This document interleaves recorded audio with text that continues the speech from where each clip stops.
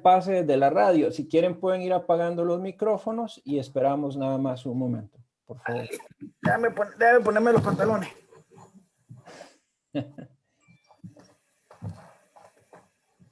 Ok, ya estamos acá. Ya casi empezamos el programa. Estamos nada más esperando el pase desde cabina. Y hoy un programa intensivo en conocimiento. Acuérdese de mí de esto, intensidad de conocimiento. No puede perderse este programa el día de hoy.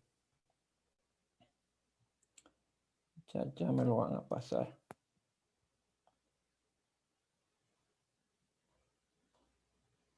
Vamos a ver, esperar. Vamos a esperar un momento.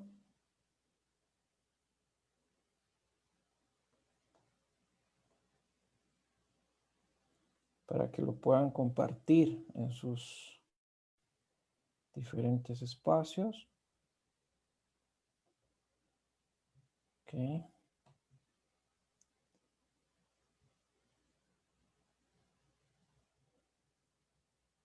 Ok. Aquí te va, Mauricio. Ya los tienes. Muy bien, nada más vamos a esperar el pase de la radio. Estamos listos.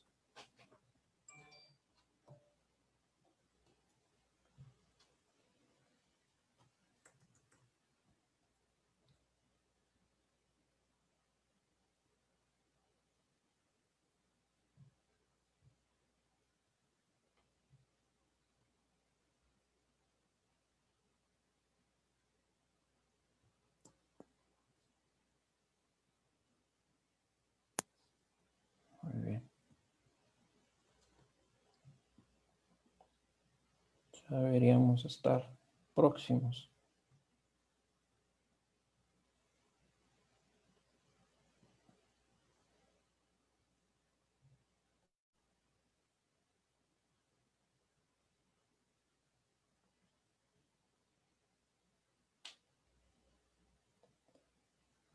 Vamos a ver.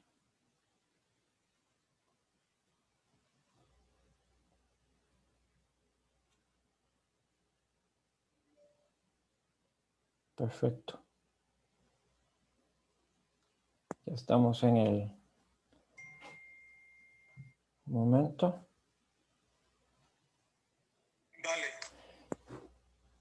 ¿Qué tal, amigos? Un saludo para todos y todas. Bueno, un sábado más, hoy 21 de noviembre. Vaya, cómo vuela el tiempo de rápido. Un programa especial. Hemos venido hablando sobre el tema de la tecnología, la inteligencia artificial, cómo su impacto también en el tema de la ciberseguridad. Sin embargo, hemos querido dar un escalón más. Para ello tenemos unos invitados de lujo. A uno ya lo pueden reconocer, ha estado en nuestro programa, y a otro, el cual esta a partir de hoy será su casa para hablar de intensidad de conocimiento en diferentes temas. Convergemos en los aspectos de competitividad, desarrollo, economía, cómo hacer las cosas diferentes, innovación disruptiva. Bueno, un invitado de lujo, sin lugar a dudas. Pero antes unas palabras introductorias de por qué hablar hoy del coeficiente digital. Un tema que está de moda en el sentido de que todos hablan de la digitalización, de la transformación digital, inteligencia artificial, machine learning, procesos basados en robótica. Hablábamos con uno de nuestros invitados sobre hologramas, el futuro, el poder tener quizás de repente reuniones y usted nada más con sus lentes puede estar haciendo esto mismo que en vez de una computadora. Y eso hemos visto ya avances importantes en el tema de Microsoft. Pero nos sigue y nos sigue impulsando el hecho de poder adelantarnos a esos 100 metros y darle a usted herramientas para que pueda trascender.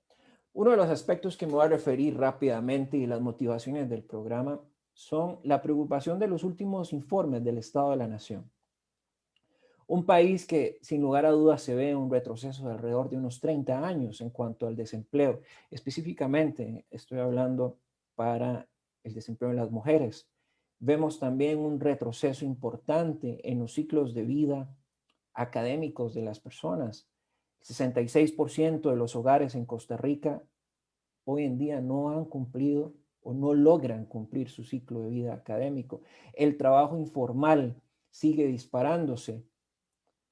Por otro lado, seguimos con propuestas que vemos al frente de nuestros ojos y buscan establecer más impuestos, más no la máxima en economía, productividad, el intercambio de bienes y servicios. Los flujos de información hoy vuelan a partir del uso de las tecnologías emergentes, específicamente si hablamos de la supernova, que es cloud computing, o si no, hablamos también, ¿por qué no?, del niño ocupado, que así se le llama a la inteligencia artificial.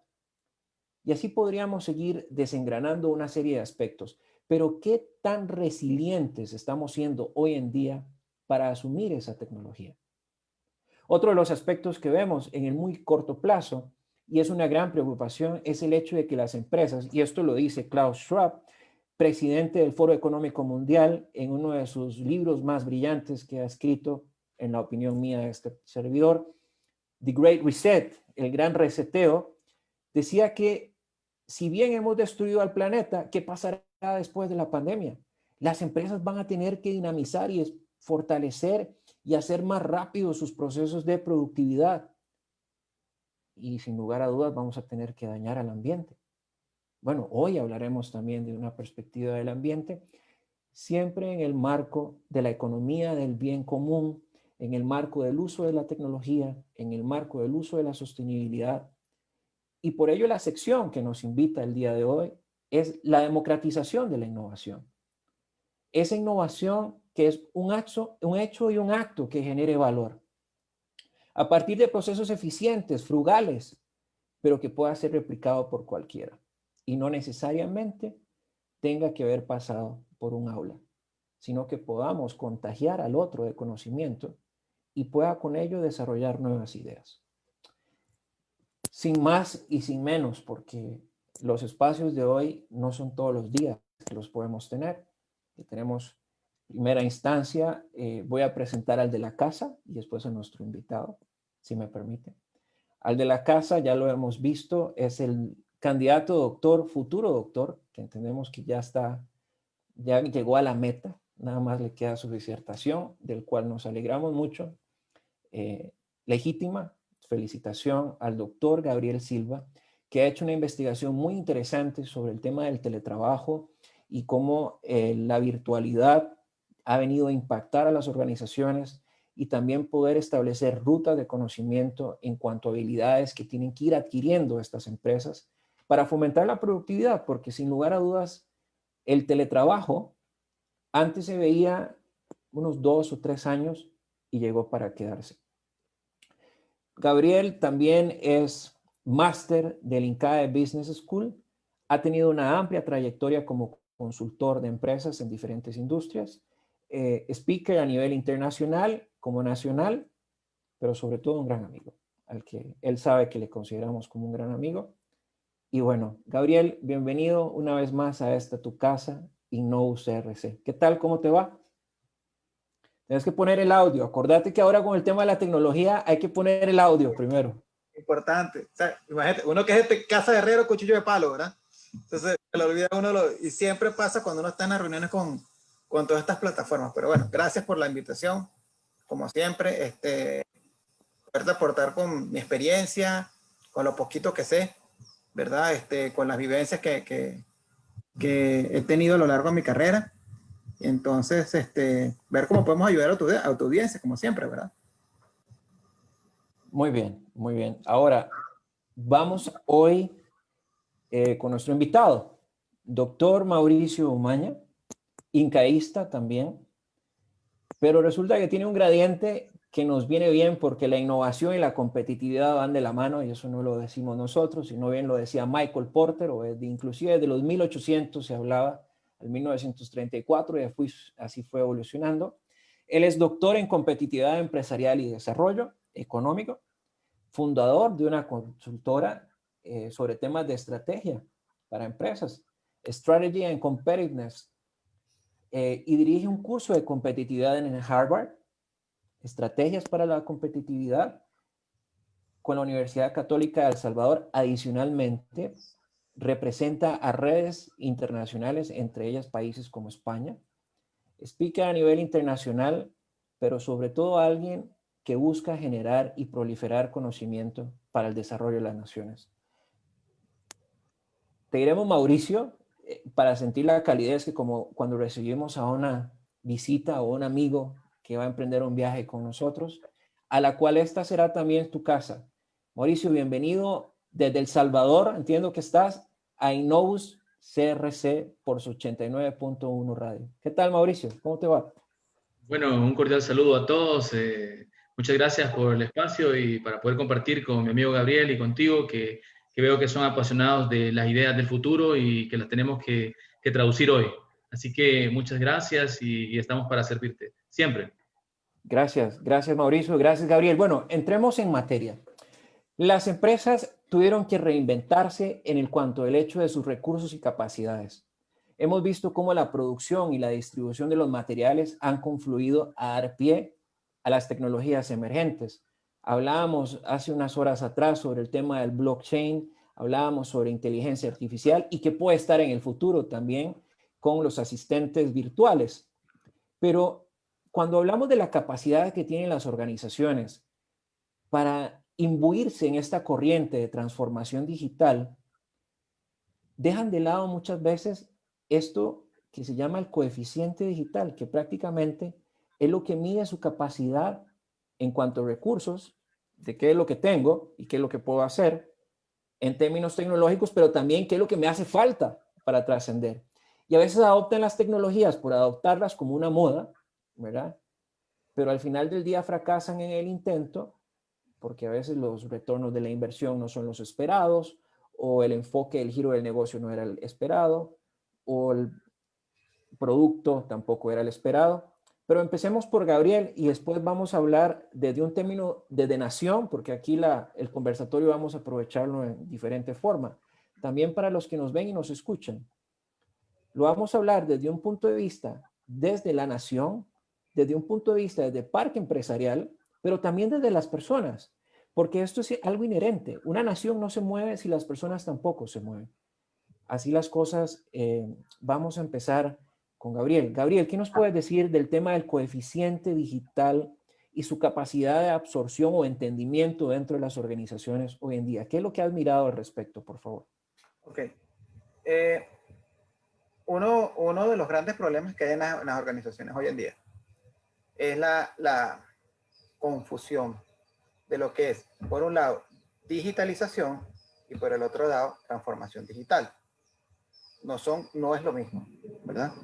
Cuando uno habla de digitalización, ¿verdad? Es utilizar la tecnología para seguir llevando los mismos procesos que tiene la empresa hoy en día.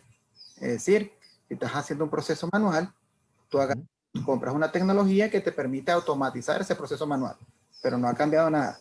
Sigues haciendo lo mismo, pero con la tecnología. Mientras que el proceso de transformación digital, ¿verdad? Proceso, transformación digital, que es un grupo de procesos, lo que tiene como fin es apalancar o impulsar o catapultar el modelo de negocio, ¿verdad? A través de la tecnología. Por eso surge el concepto hoy en día que se llama modelo de negocio digital. Cuando habla de modelo de negocio digital y utiliza el proceso de transformación digital, hay estudios que dicen que todo proceso de transformación digital tiene 5 pilares. De esos 5 pilares, hay 2 pilares en particular, que uno se llama clientes y el otro se llama innovación. El caso del pilar de innovación, ahí viene y uno tiene que analizar como empresa varios factores. Entre ellos, ¿verdad?, están las destrezas y capacidades que debe tener la organización con los recursos que cuenta para poder apalancar o impulsar ese modelo de negocio digital. Entonces, ahí la organización tiene que, en función de la estrategia digital, que es parte del proceso de transformación, ver cómo catapulta con lo que puede y tiene para poder hacer. ¿Ok?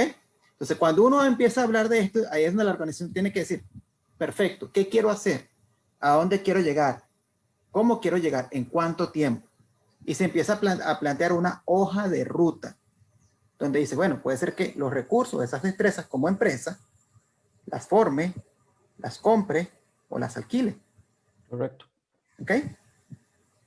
Bien, y esto es algo interesante que estás diciendo porque si bien estás hablando de innovación, si nos vamos un escalón atrás, estamos hablando también de capacidades.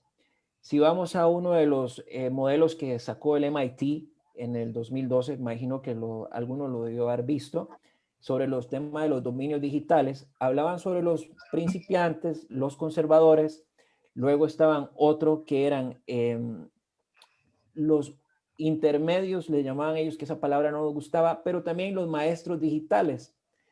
Habla también del hecho de la posibilidad que tengan las organizaciones de reconocer su estado y su evolución, pero parte mucho del tipo de liderazgo de la alta administración, es decir, desde el CEO hasta los niveles inferiores, para mover a las organizaciones hacia procesos de transformación digital.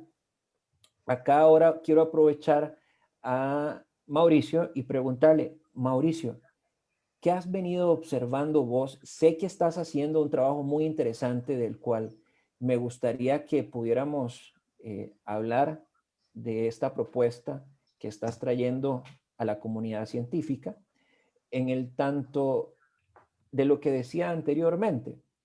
La aceleración económica en muchas organizaciones va a llevar a impactos ambientales, a la destrucción ambiental, pero también las personas. ¿Qué pasa con las personas en el término digital, la alfabetización digital, esas nuevas destrezas, esas habilidades que se tienen que tener y sobre todo una cultura de innovación para generar disrupción, que al final del día es lo que muchos buscamos, ¿verdad? Poder mover de un estado a otro una empresa y de igual forma una nación. Pero ¿qué nos puedes decir al respecto en términos país? ¿Qué es lo que has venido observando? Bueno, yo creo que hay una concatenación de eventos. También tuviste acceso a mi ecuación de la sostenibilidad, que me lo acaban de publicar en Perú en español, entonces lo puedes compartir con tus amigos de la radio, de la revista o todos los amigos que tengas en la red. Puedes compartir mi artículo digital. Básicamente, ser sostenible es compatible con la digitalización. Si nosotros vemos la necesidad de las pymes, de las empresas, en el tema de nación que tú hablabas, el e-government, por ahí podríamos comenzar a nivel país por el e-government, el gobierno electrónico, eliminar burocracias, eliminar todos estos gastos excesivos de papel y todo lo que sucede en los países. No es un tema de Costa Rica, sino que de cualquier país que tú quieras analizar, Colombia, Panamá, Nicaragua, Guatemala, cualquier país tiene problemas y debe mejorar en esto del gobierno electrónico y hacer ágiles y digitales los procesos livianos para los ciudadanos. Eso nos va a crear eficiencia y menos gasto, por supuesto. De hecho, en algunos países ya se está hablando del voto digital y los ciudadanos van a poder votar digitalmente, imagínate. Bueno, ya en el tema de ciudadanos per se y la escuela, esto depende de la formación y skills. Tenemos problemas de skills. Lógicamente, muy bien explicaba Gabriel, si no cambiamos el chip de digital a transformación digital, básicamente no vamos a tener esos skills en los ciudadanos, vamos a tener una brecha digital en nuestros jóvenes. Pues ya se esperaría que un joven formado de unos 17 años ya tenga todos los skills suficientes para poco a poco aprender incluso a desarrollar sus propios sistemas o llegar a tener apps con estos jóvenes a futuro. Bueno, ya hay casos de gente que no necesita tener 25 años para ser su propio empresario digital, ¿verdad? Bueno, eso es el tema de los ciudadanos. Ahora, ya en el otro tema de empresa, eso es un poco más complicado porque tiene que ver con las pymes. Y las pymes les está costando bastante en Latinoamérica, que es nuestro contexto ahorita en Costa Rica.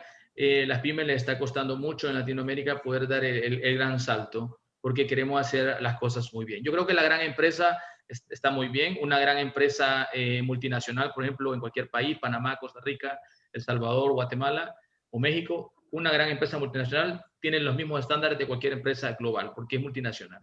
Pero el problema creo que está grande en las pymes. Ahora, ya la digitalización de la empresa pyme tiene que pasar por 10 indicadores claves, que es el liderazgo del CEO, necesitamos liderazgo del director ejecutivo en la empresa, involucramiento de los CIOs, los información de la empresa, compromiso del equipo directivo, estrategia digital que también esté compartida por toda la empresa, un entorno como fuente de inspiración, que la gente realmente esté pensando en esto, y lo digital que se convierte en una ventaja competitiva, pero esta ventaja competitiva debe ser sostenible. También debe haber un buen uso de la información y una única hoja de ruta digital. Y, por supuesto, una evaluación consistente y constante para poder manejar todo lo que es que va a hablar Gabriel también después, de la ciberseguridad, de la información y la privacidad de los datos, y lo que es tener una inteligencia de negocios, que un experto, Gabriel, en esto, que nos va a hablar de realmente manejar bien información. Porque no solo se trata de digitalizarse, sino hacer una transformación. Sin lugar a dudas. Y ahí es donde viene a nivel estructural dentro de una organización que hemos podido identificar cómo existen silos organizacionales, que cada uno maneja su propia arquitectura digital o su propia arquitectura tecnológica, y a la hora de concatenarse, este gobierno, ¿verdad? Este gobierno corporativo dentro de la organización no se da. Entonces hay una descentralización. Hemos visto cómo esta tendencia ha venido cambiando, y un ejemplo de esto lo marcó Nike, me parece, en el 2010, cuando estableció su propia unidad de transformación digital, de poder tener una cercanía mejor con los clientes, en el hecho de poder entender esas experiencias y ya no llamarle experiencia, sino el deleite, ¿verdad? Y poder ir evolucionando y haciéndolos más cercanos. Por ahí entendíamos que era una ruta de conocimiento importante, pero todo parte de los datos y el uso de la información y del conocimiento. También hemos visto cómo se ha venido satanizando, y lo digo en blanco y negro, el uso de los datos por el tema de la privacidad, el tema de que ya uno sabe, el dispositivo te captura los datos, prácticamente sabe dónde estás, dónde fuiste, o qué comiste, o cuál es por lo menos tu dinámica de vida o tu rol diario, ¿verdad? Pero Gabriel, ¿cómo desmitificar todos estos elementos y hacer entender? Porque todavía en Costa Rica nos cuesta, máxime cuando vemos un parque empresarial instalado de pymes que tiene alrededor del 80, casi 85-90%, que son pymes en Costa Rica. Y cómo entender que esto es el camino para poder sobrevivir. Oíme bien, ya es un tema de sobrevivencia empresarial. Porque si no innovas, si no te adaptas a la tecnología, ¿cómo vas a hacerle frente al futuro? ¿Qué nos dice Gabriel Silva al respecto? Ok. Todo lo que te hubiera querido decir de manera bonita y elegante se destruyó cuando llegó el COVID. ¿Ok? Porque el COVID cambió toda la forma no de Costa Rica, no de Centroamérica, del mundo. Entonces, lo que era una sugerencia, una recomendación, ahora es mandatorio. Empresa que no se transforme digitalmente, mi opinión personal, es que máximo de un año, pero el promedio puede ser que en 6 meses ya desaparezca del mercado. Porque las condiciones de este entorno turbulento que estamos viviendo van a prevalecer en el corto, mediano y largo plazo. Y hay organizaciones, incluso reconocidas, como Microsoft, que ya le dijo a los trabajadores, no regresan más a la oficina.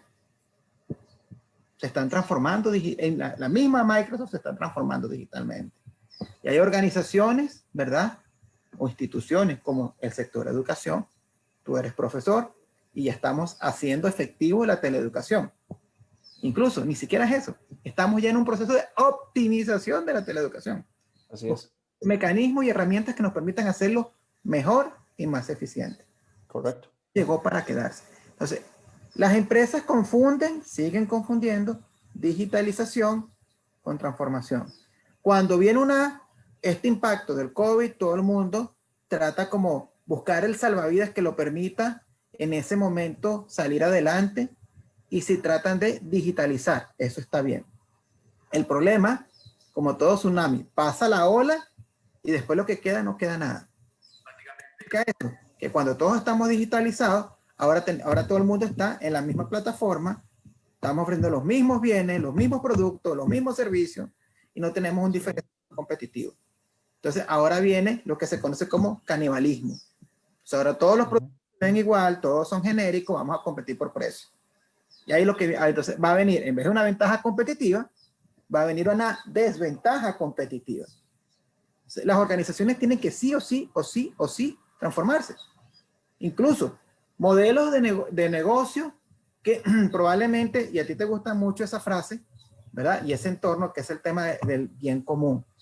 Bueno, en proceso de transformación digital ya aparece el bien común. Sí es. Microservicio. Entonces, si Jack es muy bueno pagando la nómina, ¿verdad? Y Mauricio es muy bueno cobrándole a los clientes, yo hago el microservicio de Jack, el microservicio de Mauricio, y los conecto por medio de la tecnología.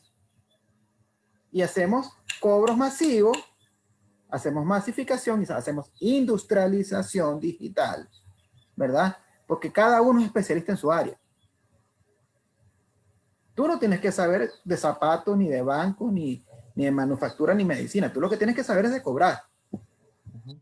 ¿Me explico? Entonces, conectamos a Jack con Mauricio a través de una arquitectura en la nube llamada microservicios. Hacia ahí es que tenemos que ir. Entonces estamos hablando de un marketplace digital, de un marketplace en la nube. Que ahorita quiero hablar de ese marketplace, pero de un punto de vista como nación. Porque ya hemos visto China, por ejemplo, tiene un marketplace como nación, donde todo se hace por una ventanilla única. Pero ahorita hablamos con Mauricio de ese tema. Hablemos primero en el tema empresarial. Sí. Los negocios basados en plataforma, que es lo que nos está explicando el doctor Gabriel Silva, basados en el cloud computing, ¿eso a qué costo le puede llegar a una empresa? ¿Cuánto le puede costar a eso a una empresa? Mira, a ver, hay modelos de modelos, pero realmente el nivel de la inversión en un modelo digital basado en la nube, ajá, va a ser una inversión transaccional. ¿Cuánto te puede cobrar un servicio de esto? Te puede cobrar hasta un centavo, 0.01 centavo de dólar por cada transacción de que vendas tú el negocio. Es decir, si no lo usas, no lo pagas. Entonces lo que estamos diciendo es que, bueno, ¿qué necesito yo hacer? Irme a un modelo bajo demanda. Okay. Entonces, contrato a Jack bajo demanda. Jack, cada vez que yo te mande a cobrar 4 facturas, tú me cobras un centavo por esas 4 facturas. Entonces, ¿qué pasa? Cuando empiezas a hacer eso, ¿cuánto es tu OPEX?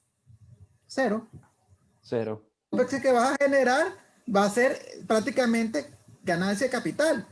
Porque yo no te voy a mandar algo que no tengo. Yo no voy a contratar un servicio de algo que no tengo. Entonces, el gasto operativo se reduce mucho. Vamos a un modelo bajo demanda. Si vendí, una comisión.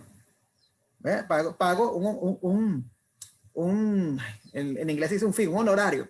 ¿Verdad? Un peaje. Un peaje, pero vas a pagar un peaje variable. A más vendas, más vas a pagar, pero estás vendiendo. Pero si no vendes nada, no pagas nada. Incluso hay servicios en la nube, ¿verdad? De varios fabricantes famosos. Yo te doy gratis las primeras 500 transacciones o las primeras 1000 transacciones. O hay fondos de ayuda para pymes.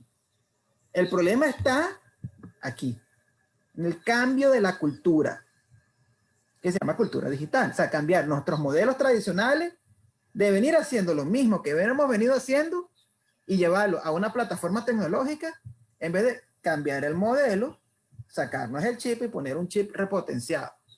Y cambiar, ok, ¿cómo podemos optimizar nuestros procesos? ¿Cómo podemos reimpulsar nuestro modelo de negocio para apalancarnos, para poder bajar el costo operativo, ¿verdad? Y ser más eficiente. Incluso te comento, y eso se maneja mucho. Hay una red, por ejemplo, que está en el mundo, que se llama Freelancer.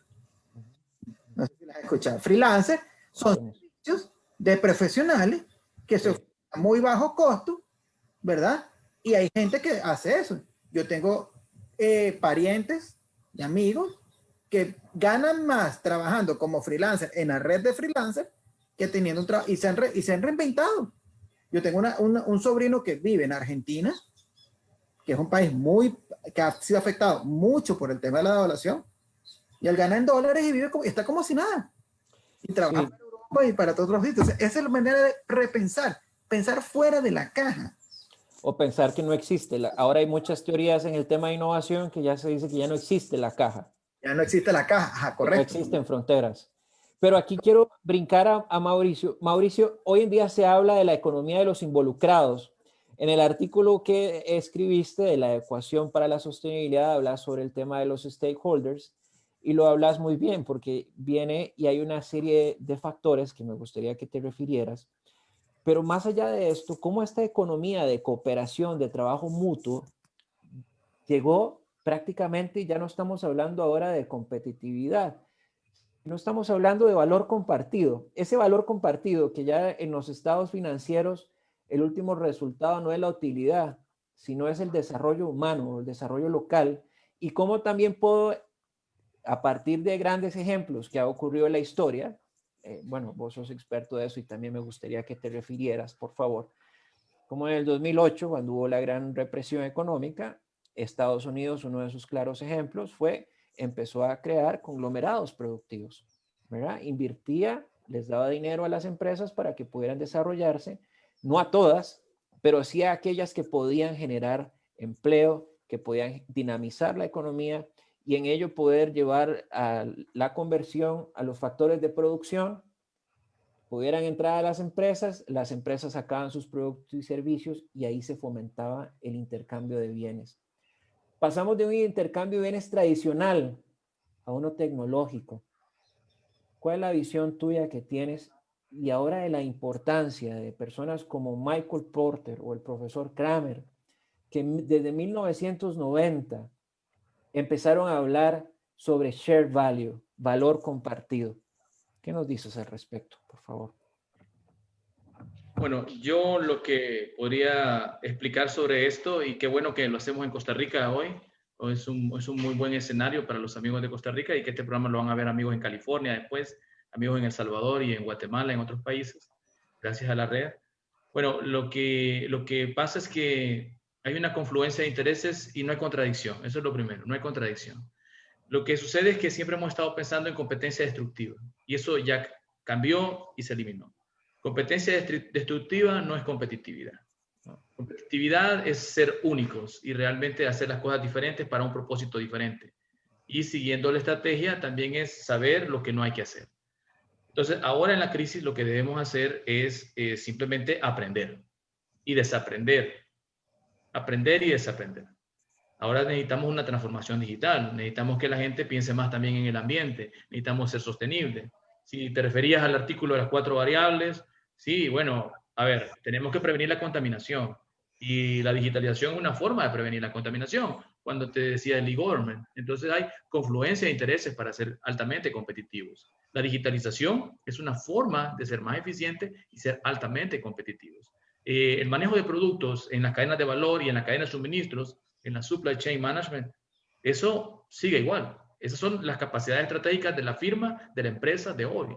Ahora, para el futuro, como tú muy bien apuntabas hace unos minutos, sí necesitamos tecnologías limpias, tecnologías que nos den el gran salto, el salto disruptivo, que nos lleven a salir de esa caja, que vi que tuvieron una discusión muy bonita ustedes dos de la caja negra, pues hay que saltar esa caja, hay que salir de la caja y salir avantes, pero eso nos lo va a llevar la tecnología limpia. Y estas discusiones, en 10 años, en 7 años, la discusión ya no va a ser el vehículo híbrido, el vehículo eléctrico, va a ser el vehículo solar. Entonces, hay que dar esos saltos y pasar de pequeños cambios incrementales pequeños, detalles, a grandes saltos. Pero para dar el gran salto necesitamos concientizar, capacitar, formar a la población. Entonces ahí es una tarea de todos, ¿no? Yo diría que es una tarea, no es de una persona, ni es una tarea de una organización, no es una tarea del gobierno, de los ciudadanos, cada ciudadano tiene una responsabilidad, de los padres incluso tienen una responsabilidad con sus hijos, de la escuela, yo creo que es una tarea de todos para ver el futuro. Porque estamos en un contexto también que puntualizaba muy bien Gabriel sobre la pandemia. El contexto de la pandemia nos pone la cuarta variable que yo te decía en el artículo, que es la base de la pirámide económica. Tenemos un mundo que tiene 7.800 millones de personas y de esos más de 4.500 millones de personas viven con menos de $4 por día. Entonces, el que no esté pensando en la base de la pirámide como empresa, como gobierno, como Estado, como territorio, para desarrollar por lo menos un territorio y replicar esos modelos digamos que podemos desarrollar Alajuela como la región más competitiva de toda Centroamérica. Entonces, si pudiéramos desarrollar una zona y ese modelo replicarlo con ciudadanos altamente digitalizados, ciudadanos educados, gobierno electrónico y todo lo que nos enseña Gabriel con estos temas de futuro, pues sí creo que podríamos tener un buen modelo que nos va a llevar a ser más competitivos. Y allí el share value, que es el valor compartido, se maximiza con los stakeholders, porque el valor se co-crea valor con todos los stakeholders. Entonces todos estamos contentos, porque todos estamos ganando valor. Cada inversión es inteligente y se generan dólares de esas inversiones. Esa es la magia del valor. Cuando cada valor, cada dinero puesto ahí, cada $10,000 se replica en $100,000, $200,000 y más. Ahí es donde uno se pone a pensar la capacidad que tienen grandes pensadores que antes que inclusive de nosotros visualizaban estas cosas. Por ejemplo, hablemos, ¿por qué no? Hablabas de territorialidad, de poder fomentar la capacidad de recursos y capacidades de una región, lo que hoy en día se llama como economía naranja, que se explota la cultura de la localidad y lo mejor, y por qué no pensar en localmente, ¿verdad? Es la internacionalización de lo propio, al menos así le llamamos en este programa. Gabriel ya hasta la saciedad, yo creo que ya nuestros radioescuchas y a nuestros amigos ya los tengo cansados de estarles enfocando en estos temas, porque ningún país es lineal. Y esto es algo que aquí quiero que hagamos un especial énfasis. Ningún país podés verlo linealmente, tenés que verlo por región. Y eso es algo que nos ha venido alegrando, porque en los últimos informes, por lo menos aquí en Costa Rica, ya estamos entendiendo que tenemos que analizar lo que pasa en una región, contrastarlo con otra y poder ver cuáles son sus fortalezas y sobre ello maximizar el tema de, ¿por qué no?, la inversión extranjera directa, ¿verdad? Y ya no pensar en un territorio, en una zona franca o en 4 paredes, sino que no existan paredes y más bien podamos llevar ese desarrollo a otros lugares. Pero viene algo interesante y les quiero preguntar a los dos. ¿Cuánto vale un dato? En su opinión. ¿Cuánto vale un dato? Quiero hablarlo desde dos vertientes, por favor. Desde un punto de vista desde nación, ¿cuánto vale un dato? Conocemos el índice de competitividad global, que es un gran referente a nivel del mundo para la toma de decisiones y la inversión extranjera directa, pero también en el parque empresarial, ¿cuánto vale un dato para una empresa? Entonces no sé aquí cuál de los dos quiere lanzarse al agua. Vamos con lo macro primero, vamos con gobierno. Vamos con gobierno. ¿Cuánto vale un dato para el gobierno? Para la toma de decisiones. Oportuna, eso sí. Bueno, voy a lanzar un dato y que elabore Javier sobre el dato. Cuando vemos el tema de la pobreza y falta de conectividad y la falta de skills, por ejemplo, los años de escolaridad en Costa Rica están en el último informe del Foro Económico Mundial por 8.6 años. Así y en El Salvador por 7 años. Entonces la escolaridad realmente está bajando y no está aumentando con la celeridad que necesitamos en los países. Correcto. Este dato nos da una gran apuesta de nación y de país y del sistema escolar de los países para invertir en más años de escolaridad en nuestra gente. No solo cobertura, sino mejor educación y más años de escolaridad. ¿Qué pasa si no tenemos escolaridad, Gabriel? Entonces, si no tienes escolaridad, vas a tener que hacerlo a punta de experiencia. Y la experiencia significa una curva de aprendizaje. Entonces, ahí es donde viene a decir, ok, ¿cuánto tiempo tengo yo para poder tomar decisión? Entonces, cuando tú vas a la empresa y le dices, ajá, ¿cuánto vale un dato? Desde la perspectiva, vamos, desde el enfoque, por ejemplo, de Big Data, ¿verdad? Se dice que Big Data tiene diferentes características y atributos. Correcto. Se hablan de las famosas Vs, algunos dicen que son 3, otros dicen que son 5, otros dicen que son 38. Cada quien pone esas Vs a la final, son variables que te van a diferenciar como parte de tu ventaja competitiva. Correcto. Hay una de las variables que se llama valor. Correcto. Precisamente cuando uno habla de valor, donde dice, desde la perspectiva de tu modelo de negocio digital, ¿cuánto te cuesta adquirir un dato? Puede ser desde 0, ¿verdad?, hasta un número infinito de dinero. ¿De qué va a depender que sea 0 o sea un número infinito de dinero? ¿Qué tan complejo es tu modelo de negocio digital?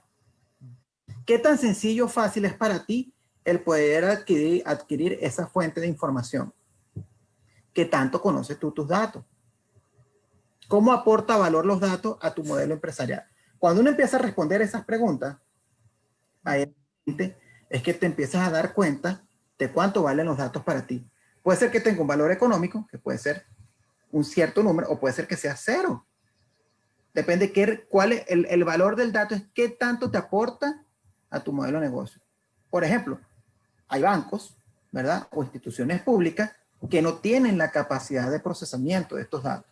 Entonces, ¿qué van a empresas que le dicen, recoléctame los datos, procésame los datos, transfórmame los datos y mándamelo en información para poder tomar decisión. Y para sumas considerables de dinero. Hay otro tipo de empresas que agarran, se conectan a fuentes de datos libres, Facebook, Twitter, LinkedIn, Instagram, y no les cuesta nada, utilizan software libre.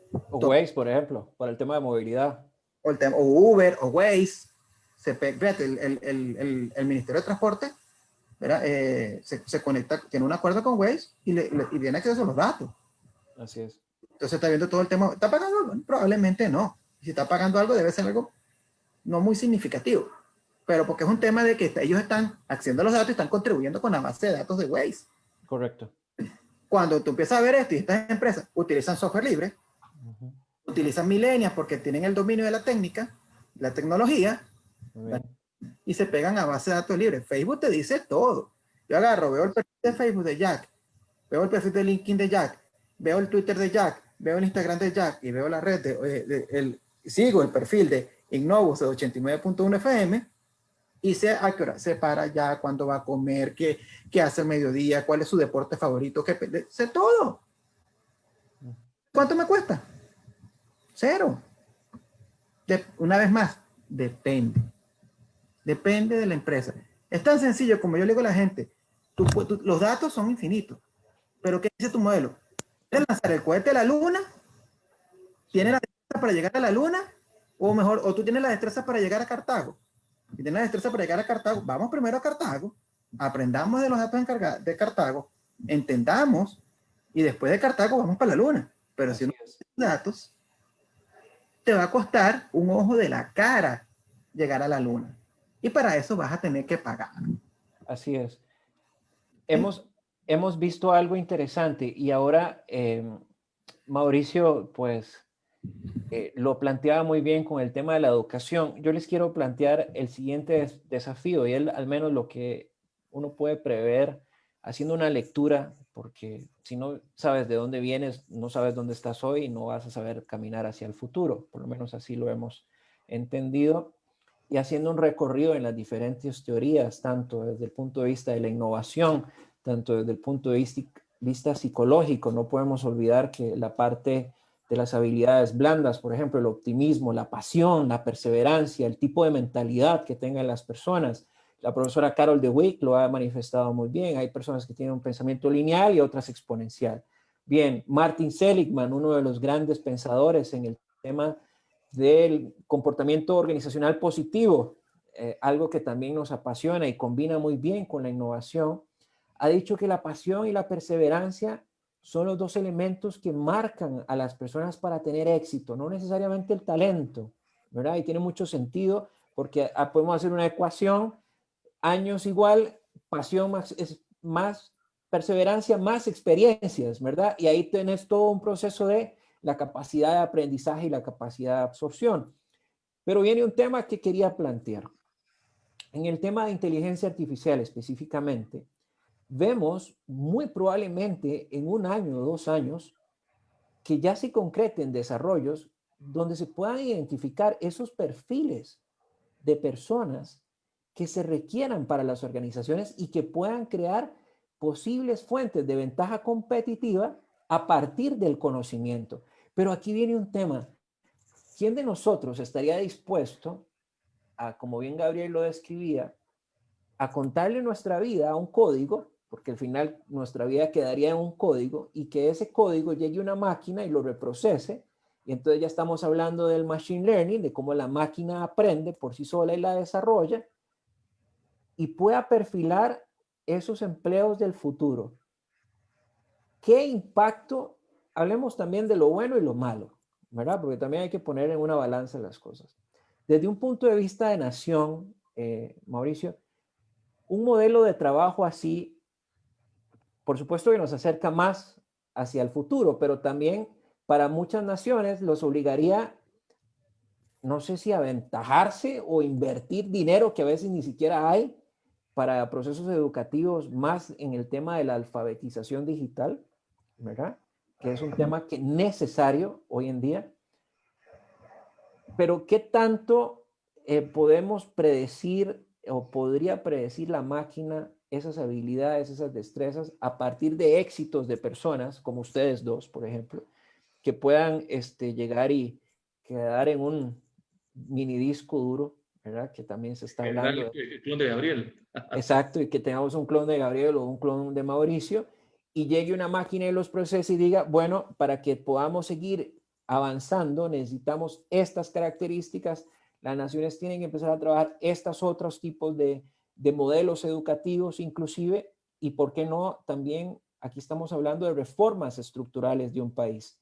¿Qué nos puedes decir al respecto, por favor, Mauricio? Bueno, lo que yo propondría sobre eso es que para los países que están en desarrollo, en etapas todavía con problemas en la educación, creo que deberíamos centrarnos más en los skills. ¿Cuáles son los skills y la falta de skills? Existe falta de skills impresionante y existen skills. Entonces, podemos potenciar aquellas áreas fuertes que tiene el país. Digamos que descubrimos que Costa Rica sea un país muy potente en gente bilingüe, por decirte un ejemplo. Entonces, por ahí nos vamos a ir. Pero descubrimos que Costa Rica tenga problemas en esta área de generar buenos programas como Uruguay, que Uruguay exporta software, por ejemplo. Así Y es. diseñan apps impresionantes los uruguayos que van a London. Entonces, bueno, tenemos falta de skills. Bueno, entonces hay que invertir en eso. Ahora, los programas ya de Machine Learning, inteligencia artificial y todo lo que vamos a hacer hacia el futuro, tienen que ir adecuados a esas necesidades del Estado-Nación. ¿Para qué? Para que los estadios de desarrollo vayan concatenados con esas necesidades de la población.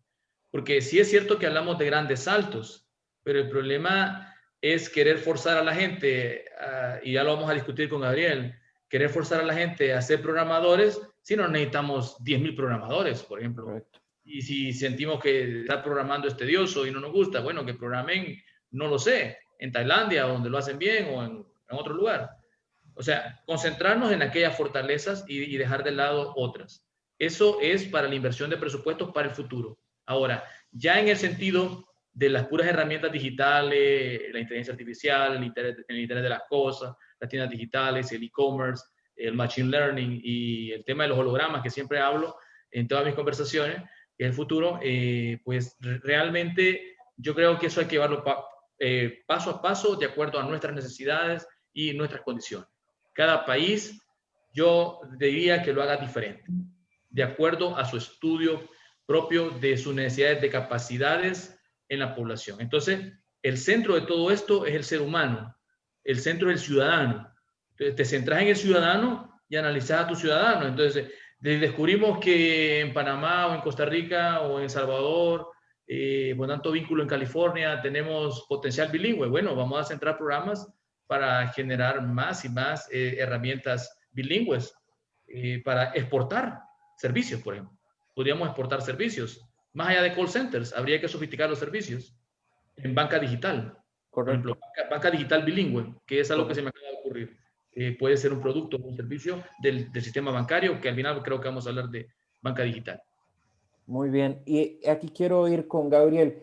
Gabriel, vemos cómo el retail es una de las industrias más golpeadas. No solamente en Costa Rica, sino por así decirlo en todo el orbe. Realidad virtual aumentada.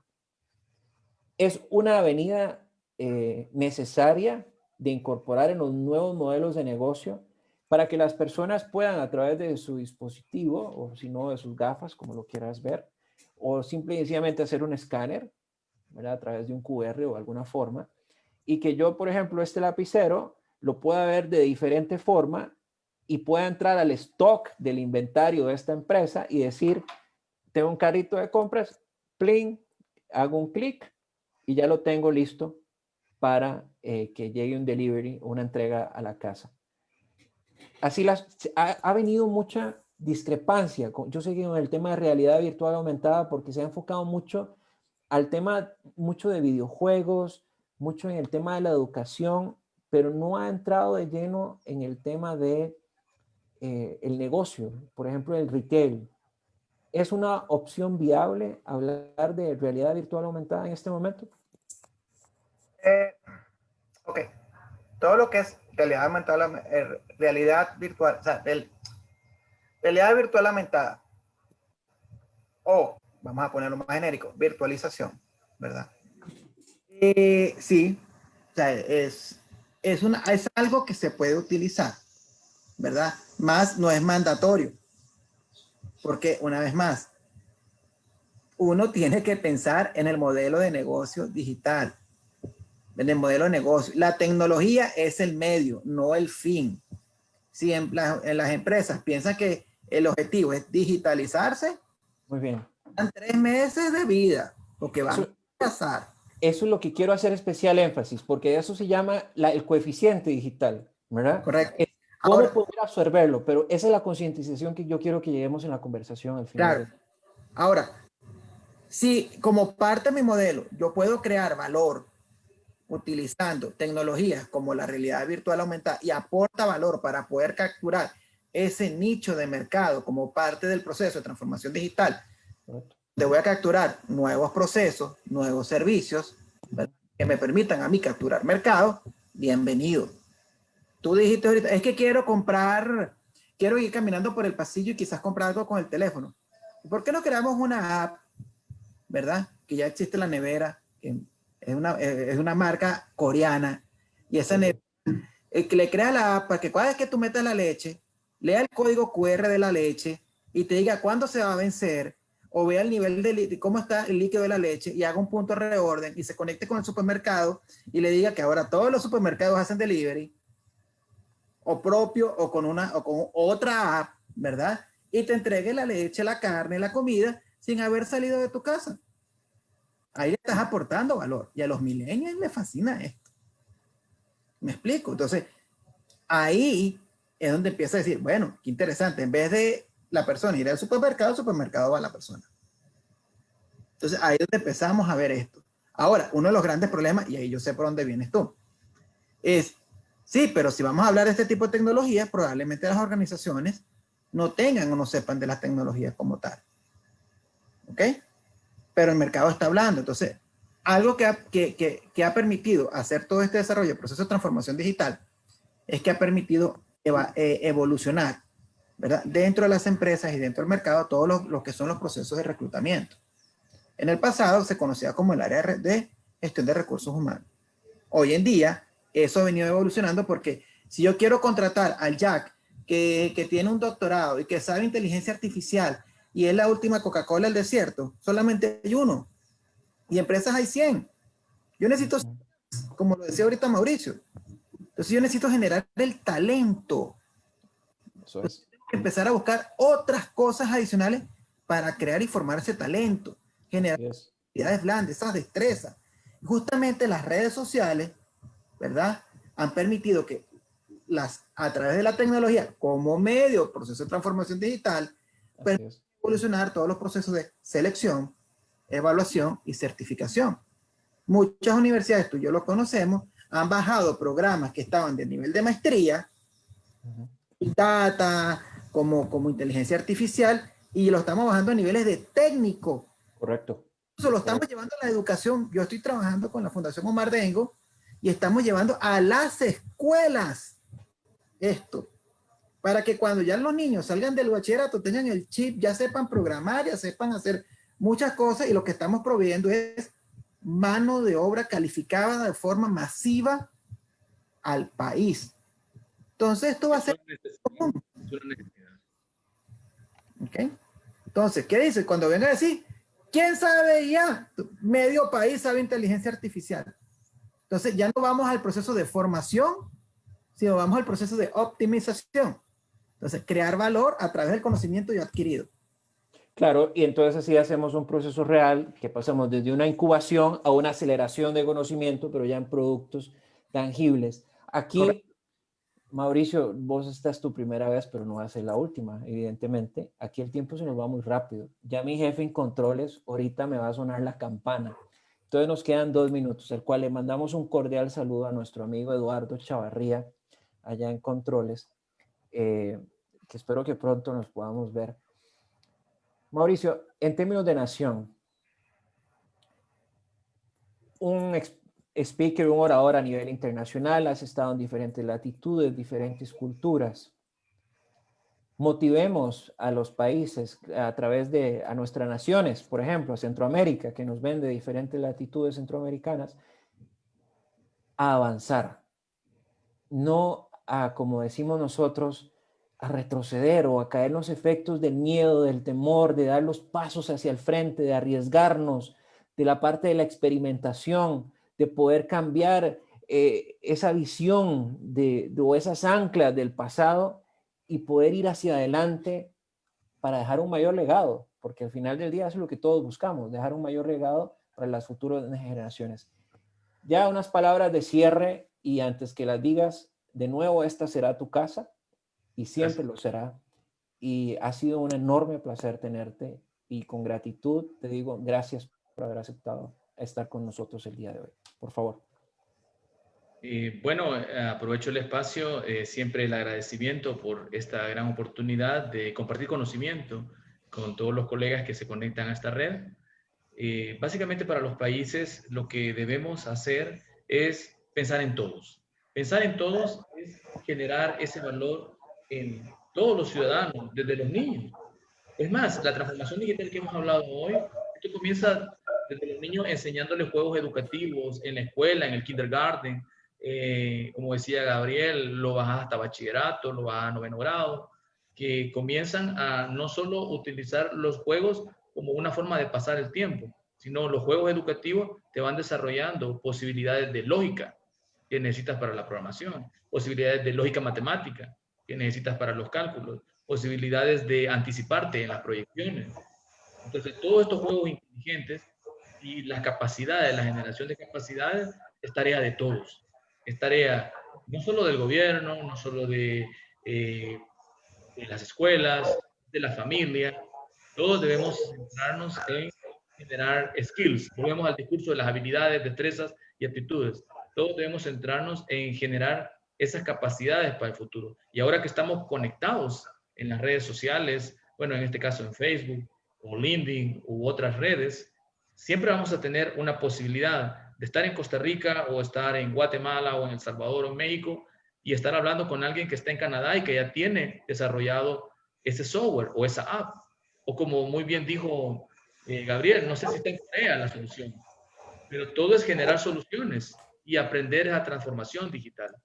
Es decir, es tarea de todos y debemos centrarnos en el aprender y desaprender, porque también tenemos que dejar cosas del pasado. Y eso es lo más difícil, ¿no? Dejar cosas del pasado. Es que a mí me gusta firmar en papel, porque me gusta ver cuando sale la tinta, por ejemplo. Entonces, esto es algo que está bien hacerlo. Pero si estamos en un contexto de la pandemia y puedes eliminar, firmar todo documento por la pandemia y hacerlo digital, es una forma de cambiar. Así La es. firma digital es una forma de cambiar. Entonces, Así es. todo pasa por la mente de las personas y que todos nos concentremos en ir dando ese gran salto. Es un salto cualitativo y cuantitativo. Un salto de calidad de vida y un salto cuántico de saber hacer las cosas para el futuro, Así es. para reducir costos y para que el Estado-Nación se desarrolle aceleradamente.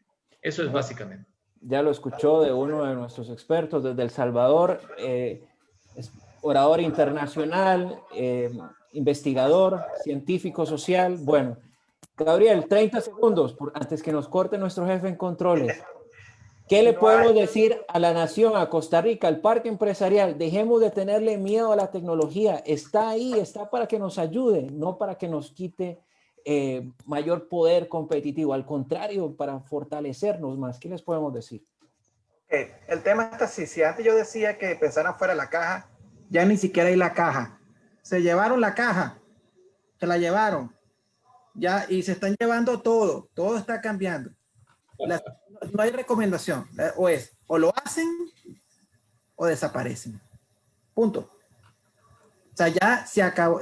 Ya no hay tiempo para poder seguir pensando si lo voy a hacer o no. Si no lo hacen en el corto plazo, las empresas van a desaparecer. Y es en serio. O sea, no, se los digo como porque yo estoy viendo los datos y las empresas que están transformándose están saliendo adelante. Las que no, ¿verdad? Ya sabemos todas las historias de terror y de horror. Y va a seguir. Entonces, mi sugerencia es, incluso, no es pensar en la tecnología, es pensar en cómo innovar, cómo hacer las cosas de forma diferente. Una vez más, la tecnología es el medio, no es el fin. ¿Ok? Bien, gracias, colegas. Hemos visto cómo desde la investigación se desmitifica que un doctor no puede aportarle a la práctica. Al contrario, la investigación es para aportar a la práctica y acercarnos más al futuro.